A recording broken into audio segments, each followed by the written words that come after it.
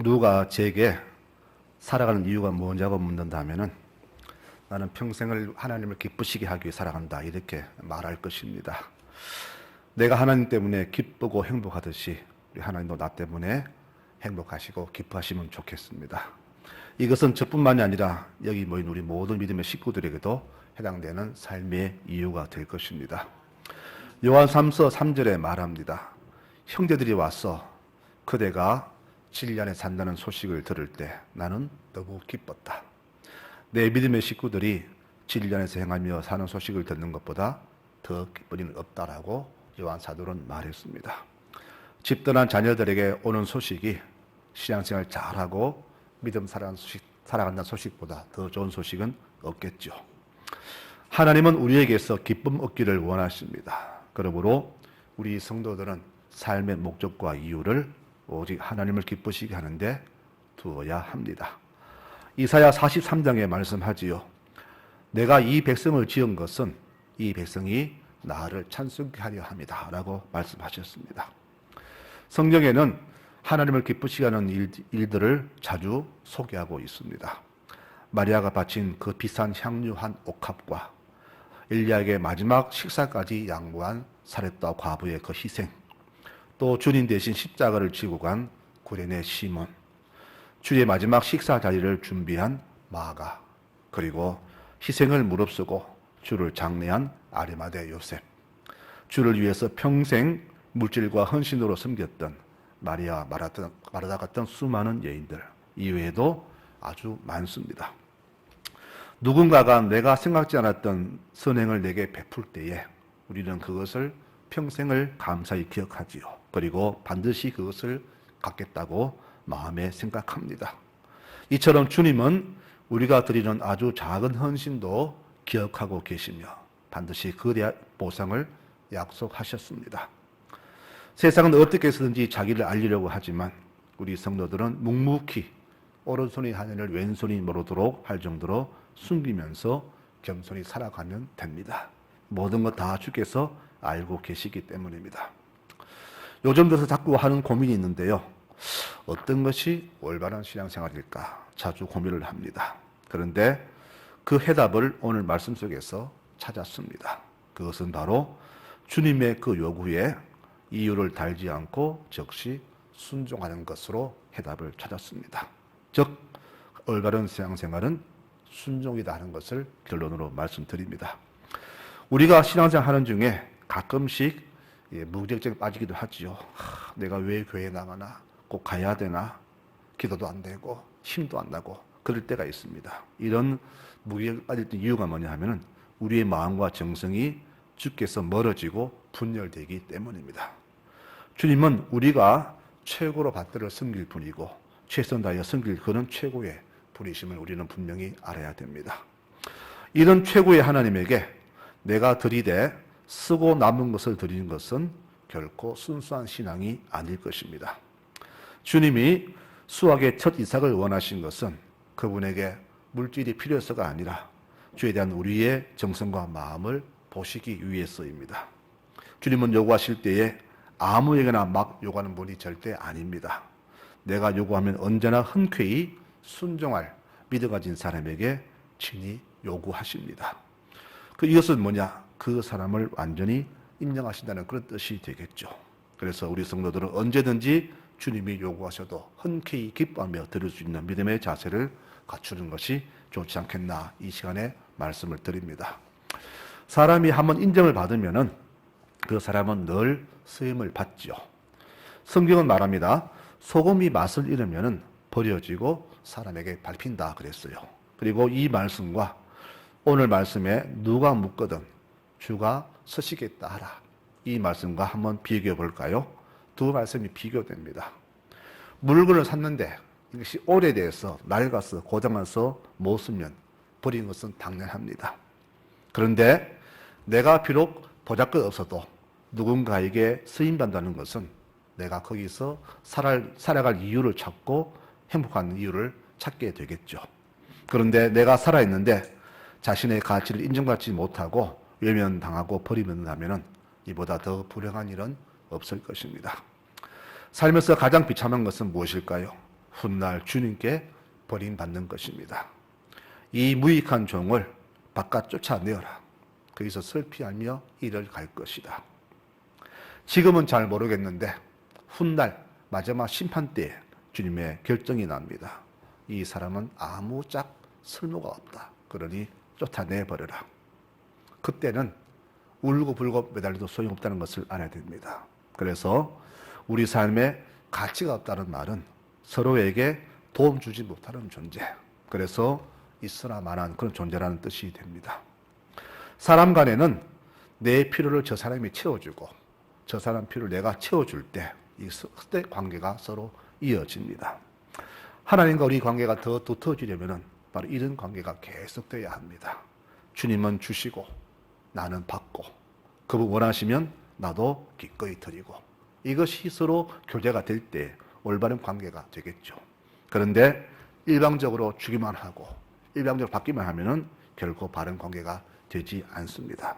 그래서 가장 바람직한 신앙생활은 무엇이냐 이렇게 묻는다면은 하나님이 주시면 내가 감사히 받고 또 반대로 하나님이 원하시면 내가 기꺼이 드리고 이것이 바로 바람직한 신앙생활이 될 것입니다. 근데 여기서 주의할 것은 뭐냐 하면은 내가 주께 드릴 때에 어떤 것을 드리느냐 이것이 매우 중요합니다. 즉 내가 가장 귀히 여기는 것을 드리느냐 아니면 남아서 처치 곤란한 것을 드리느냐 하는 문제가 되겠죠. 주님은 우리에게서 가장 첫 것을 원하십니다. 첫 것은 인간의 손때가 묻지 않은 가장 순수한 것이지요. 사람 때가 묻은 것은 절대 드려서는 되지 않습니다. 그래서 주님께서는 우리에게서 수확물의 첫 것과 내 수입의 11조를 원하시는 겁니다. 더불어 우리의 마음이 오직 주께만 향하기를 바라십니다. 그런데 우리는 이 땅 살면서 하나님도 섬기고 우상도 동시에 섬기고 있죠. 이것이 바로 우리의 순수한 신앙이 아니라는 것을 우리는 알아야 됩니다. 내 마음에 주님만으로 가득 차 있어야 되는데 내 마음에 주님보다 다른 것으로 가득 차 있다면 우리는 바로 하나님과 우상을 동시에 섬기는 그런 죄를 범한다는 것이죠. 그래서 시편 115편을 쓴 시인은 이렇게 말합니다. 하나님을 제대로 섬기지 않는 것이 어떤 결과가 오는가를 이렇게 말하는데 이렇게 말해요. 인간이 섬기는 우상은 금과 은으로 만든 것이다. 그것들은 이목구비가 있어도 보지도 듣지도 냄새도 맡지 못하고 수족이 있어도 만지지도 걷지도 못한다. 그리고 목구멍이 있어도 소리도 내지 못한다. 그러므로 우상을 만드는 자들과 우상을 의지하는 자들이 다 그와 같으리라 라고 우상 자들에게 이렇게 경고를 주시고 계세요. 오늘 주께서 나귀 주인에게 내가 네 나귀를 쓰고 싶다 요구하셨습니다. 이 요구 속에는 네가 나를 정말로 세상 무엇보다 더 소중히 여기느냐 아니면 네 재물을 더 여기느냐 이런 질문이 내포되어 있겠죠. 우리 백성들이 하나님을 최고로 의지하는 이유가 무엇일까요? 그분은 우리의 모든 필요와 요구를 다 들어주시는 분일 뿐 아니라 우리 또한 그분의 요구에 언제나 응할 준비가 되어 있기 때문에 주님을 최고로 의지하는 것이 아니겠습니까? 그래서 우리 인생에서 하나님을 가장 기쁘시게 해드리는 방법은 우리가 주의 요구에 언제나 흔쾌히 순종하는 것을 가장 기쁘게 여기는 마음 그 자체를 드리는 것이 가장 올바른 신앙생활이 된다는 것이죠. 근데 우리는 사실 보면은 주님 요구에 많이 뿌르퉁하죠. 주실 때는 기쁘게 받지만은 원하시면은 늘 이런저런 핑계를 대면서 거부합니다. 주님, 마음은 원이지만 육신이 약합니다. 제 믿음이 적어서라는 핑계로 주의 요구에 언제나 거부를 합니다. 불신한 게 뭘까요? 우리는 불신한 그러면은 교회 안 다니는 것, 예수 안 믿는 것, 이것을 불신한 그러는데 그렇지 않습니다. 불신앙은 그것이 아니라 주님과 좋은 관계를 하면서 즉 내가 예수를 믿는다 하면서도 그분의 요구에 응하지 않는 것이 바로 불신앙입니다.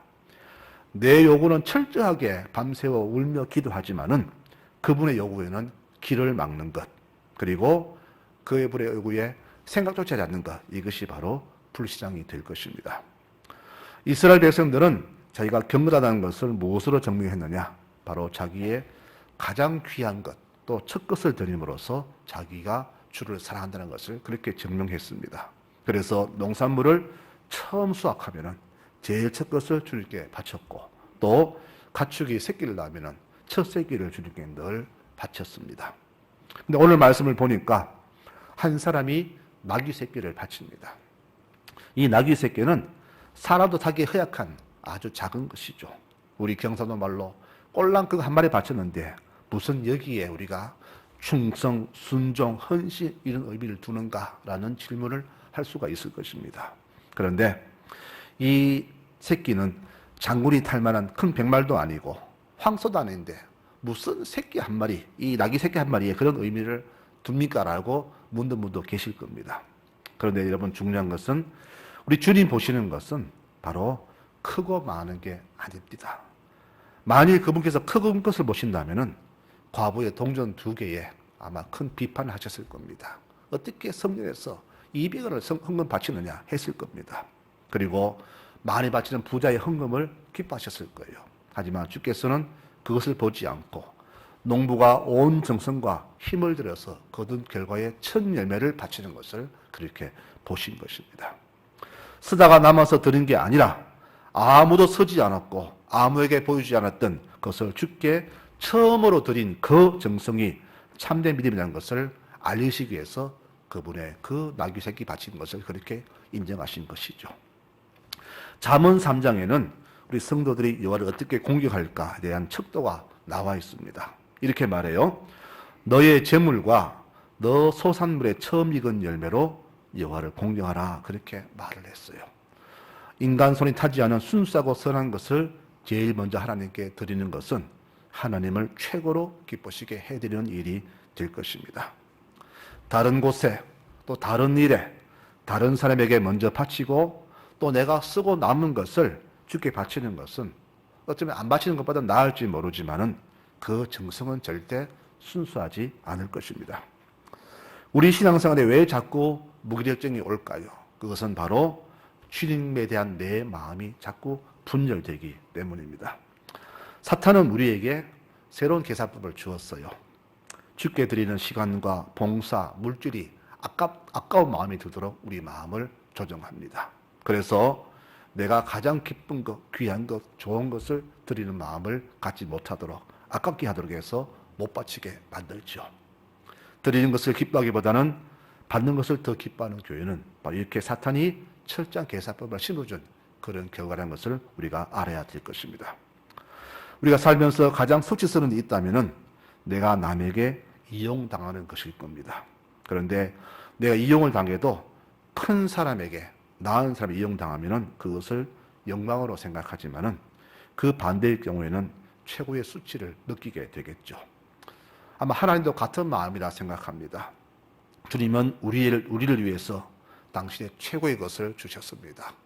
그분의 외아들 예수를 주셨는데 우리는 내 작은 물질과 시간까지도, 봉사까지도 아까워합니다.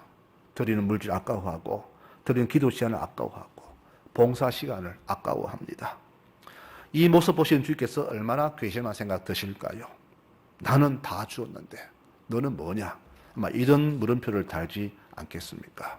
그래서 오늘 이 나귀 새끼를 드리는 이 사건은 바로 주께서 원하실 때 언제든지 드릴 수 있는 준비되는 믿음의 백성 되는 것이 그분이 가장 기뻐하신 것임을 알리기 위해서 오늘 이 말씀을 우리가 드린 것이라고 그렇게 생각합니다.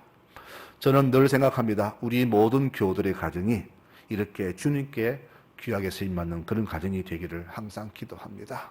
여러분들이 잘 살고 좋죠. 부자로 살고 하는 일이 형통하고 자녀들이 잘 되어서 부모를 기쁘게 하고 참 좋습니다. 이 땅의 복이 얼마나 큰 복입니까? 그리고 그런 복도 좋지만 무엇보다 우리 가정이, 우리 자녀들이 믿음으로 하나님을 기뻐하고 우리 가정이 주의 은혜로 말미암아 귀하게 쓰이는 그런 가정이 되기를 항상 기도합니다. 또 그런 가정이 되어야 됩니다. 비록 우리 가정이 세상적으로는 아무것도 내세울 것 없는 그런 가정이지만은 대신 우리 가족들이 하나님을 즐겁게 해드리고 평생을 주로 찬송하는 가족 살아가는 것 얼마나 큰 영광입니까? 하나님을 진심으로 섬겼던 고넬료 가정에 성령이 임하셨고 온 가족과 모든 식솔들이 다 구원의 세례를 받았습니다. 또 신약 성경 보면은 버스길라 아굴라 부부는요, 자기 모든 것을 다 바쳐서 세계 성사에게 힘쓴 그런 부부였습니다. 그런 가정이었습니다. 우리 가정에 무슨 드러나는 것이 있어서가 아니라 주님께서 우리를 당신의 뜻에 따라 서신다면은 그 사실 하나만으로도 우리 가정에 얼마나 큰 영광이 될까요? 저는 항상 이것을 생각합니다. 주님은 세상에서 최고의 사람들에게 요구하지 않으십니다. 그분은 아들의 출생을 베들레헴 만 9일을 쓰셨고, 멸시받던 어부들과 예면받던 세리들과 여자들을 쓰셨습니다. 세상에 분이 있는 자, 종려한 자를 쓰지 않으시고 세상에서 천한 자들을 쓰셨습니다. 그리고 오늘 우리 가정들을 이렇게 부르셨습니다. 우리의 가정은 세상 기준으로 볼 때에 발길의 차이는 돌멩이처럼 아무것도 아니지만 대신 주님이 우리를 이렇게 주의 사역에 위해서 서주신다면 우리 다시금 힘을 넣는 그런 용기가 나지 않겠습니까? 그래서 우리 가정이 이렇게 준비한 겁니다. 주께서는 보잘것없는 마리아 요셉의 가정을 통해서 아기 예수를 이 땅에 태어나게 하셨습니다. 중요한 것은 그 두 사람의 가정이 사람 기준에 볼 때에 하찮은 가정이었겠지만은 대신 그 가정은 부부가, 온 식구가 오직 하나님만 신실히 섬기는 가정이었다는 사실입니다. 바로 이것이 하나님이 우리를 쓰시는 이유가 아니겠습니까? 드릴 거 없어서 마지막 식사 한 끼 먹을 죽는 그 사렙다 과부의 집에 은혜를 베푸시니까 그 가정이 가문 끝나는 날까지 기름과 가루가 떨어지지 않았다고 했습니다. 우리 가정에 주께 드릴 것은 없지만은 우리 온 식구가 하나님을 진심으로 사랑하고 그분을 최고로 여긴다면 그 자체만으로도 주께서 기뻐하시지 않겠냐, 오늘 이 말씀을 드리는 겁니다. 그래서 하나님이 세상에 큰 가정을 쓰지 않으시고 우리 가정을 쓰시는 이유는 바로 우리를 통해서 하나님 영광이 나타나기 때문입니다. 여러분, 그러므로 중요한 것은 우리 가정 모든 식구들 정말로 하나님을 신실로 섬기는 가정이 되어야 할 것입니다. 그분이 원하시면 언제든지 온 가족이 한 목소리로 예하며 응할 수 있는 그런 가정이 되어야 합니다. 이런 가정이 바로 복된 가정이요 하나님 기뻐하시는 가정이 될 것입니다. 성도 여러분, 주만 바라며 섬기는 가정들을 주께서 크게 축복하심을 믿으시기를 바랍니다. 성경은 말씀합니다. 여호와를 경외하며 그분의 길을 걷는 자마다 복이 있도다. 네가 네 손이 수고한 대로 먹을 것이라. 네가 복되고 형통하리로다. 내 집 안방에 있는 네 아내는 결실한 포도나무 같으며 네 식탁에 둘러앉은 자식들은 어린 감람나무 같으리로다. 여호와를 경외하는 자는 이같이 복을 얻으리로다 그랬습니다. 여러분, 이렇게 아름다운 신앙의 가정은 저절로 이루어지지 않습니다. 온 가족이 하나님만 섬기며 살아갈 때 이런 축복이 주어짐을 우리는 깊이 명심해야 될 것입니다. 우리가 하나님을 존중하면 우리도 하나님께 존중을 받습니다. 하나님 존중은 우리가 하나님께 복을 받는 열쇠가 됩니다.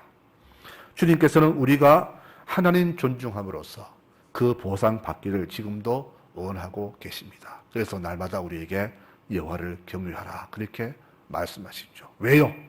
우리가 복을 받도록 하시기 위해서 하나님을 섬기라 그렇게 말씀하는 겁니다. 우리가 불순종했을 때 주어지는 대가는 그리 크지 않았습니다. 날마다 불순종하는데 그 불순종했을 때에 그리 심판이 크지 않더라고요. 처음에는 불순종하면은 마음이 쫄였죠. 혹시 집안에 불나지 않을까, 다치지 않을까, 혹시 뭐 하지 않을까 늘 불안했는데 살아보니까 별 문제가 없어요. 그래서 점점점 우리의 가안이 커지는 것 같습니다. 그러다가 나도 모르는 사이에 게으름과 나태와 원망과 불평과 불순종이 내게 습관으로 굳어져 버렸습니다. 게으른 자에게 몸이 굳어지듯이 나도 모르게 이 불순종을 습관으로 살다 보니까 불평이, 불만이 내게 삶의 일부가 되어버렸습니다. 이것은 곧 하늘의 축복을 걷어차버리는 우를 범한 결과가 되겠죠. 그래서 오늘 이 나귀의 순종은 무엇을 말하느냐? 나의 처음 것으로 천지의 주 되신 주 하나님을 공경할 때에 어떤 복이 주어지는가를 우리에게 말씀하는 그런 말씀이 되는 겁니다. 말씀 맺고자 합니다. 창세기 15장에 나는 너의 지극히 큰 상급이다라고 하셨습니다. 상급은 보상을 말합니다. 하나님께서 이 말씀하셨어요. 나는 너에게 크게 보상해 주는 하나님이다 라는 그런 말입니다. 우리가 여호와를 섬길 때에 크게 생겼든 작게 생겼든 우리의 행위를 보시고 그분은 보상하시는 분이십니다. 친히 그분께서 나는 너에게 보상했다고 말씀하셨기 때문에 반드시 보상은 옵니다. 여러분 잘 들으십시오. 우리의 인생 80이 끝난 후에 어디로 가느냐? 이것은 우리의 이 땅의 믿음으로 결정이 되겠죠. 내가 믿음으로 살았을 때 어디로 가냐는 것은 믿음으로 결정됩니다. 천국이냐 지옥이냐 하는 것은 믿음으로 판정나죠. 그런데 더 중요한 천국 갔을 때 그곳에서 인생을 어떻게 살 것인가? 어떻게라는 그 물음표에는 이 땅에서 내가 얼마나 신실히 사냐 그걸로 결정이 될 것입니다. 무슨 말이냐? 이 땅에서 믿음으로 신실하게 여호와를 섬기며 살아갔을 때에 훗날 그곳에 갔을 때에도 주께서 원하시는 아름다운 성도의 삶을 산다는 것을 우리에게 말씀해 주는 것이죠. 그래서 잠언 22장 말씀하기를 겸손한 마음으로 여호와를 경외할 때 그 보상은 재물과 영광과 생명이다라고 말씀하시는 겁니다. 내 온 힘을 다하여서 하나님을 공경하는 것, 바로 이것이 하나님이 받으실 최고의 겸손의 모습이 됩니다. 내 가정이 복되고 내 자녀가 복되고 후손들이 복되게 하려면은 이렇게 하나님을 최고로 경외하며 살아가시는 가정들이 되시기를 축원합니다. 이것이 바로 정답입니다. 성도 여러분, 하나님을 최고로 섬기는 가정들이 되시기를 바랍니다. 하나님 원하시는 것은 우리의 거창한 물질, 장엄한 오케스트라와 함께하는 그런 예배가 아닙니다. 오직 겸손한 자세로 주의 은혜에 감사하며 그 마음에 하나님만을 나의 구주로 모시는 그 순수한 마음과 신앙을 주께서 지금 우리에게 원하고 계시는 겁니다. 미가 선지자는 우리에게 무엇을 원하시는가를 이렇게 말씀합니다. 여호와가 구하시는 것은 오직 정의를 행하며 하나님을 사랑하며 겸손하게 하나님과 동행하는 것이라고 말씀하셨습니다. 그분이 원하시는 것, 하나님을 사랑하며 그분과 동행하는 것, 이것이 바로 바람직한 신앙생활입니다. 뻐꾸기가 울고 찔레꽃이 떨어지면은 이제 봄이 지나고 여름이 온다고, 여름이 시작된다고 하지요. 저는 한 해를 마무리하는 12월보다는 5월을 떠나는 것이 가장 슬픕니다. 그만큼 5월은 아름다운 계절이요 하나님이 축복하신 믿음의 복된 가정의 달이기 때문입니다.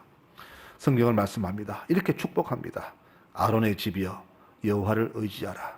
그런 너희의 도움이시요 너희의 방패가 되신다. 그랬습니다. 우리 모든 가정들에게 여호와를 의지하라. 그러면 너희 가정에 주께서 복을 주신다라고 선포하셨습니다. 우리 모든 가정이 이렇게 축복된 가정들이 되시기를 축원합니다. 시편 115편에 말합니다. 여호와께서 너희 자손을 더욱 번창케 하시기를 원한다.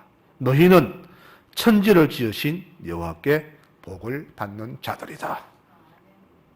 여러분, 우리는 천지 여호와께 복을 받는 사람들입니다. 이 얼마나 복되고 감사한 말씀입니까?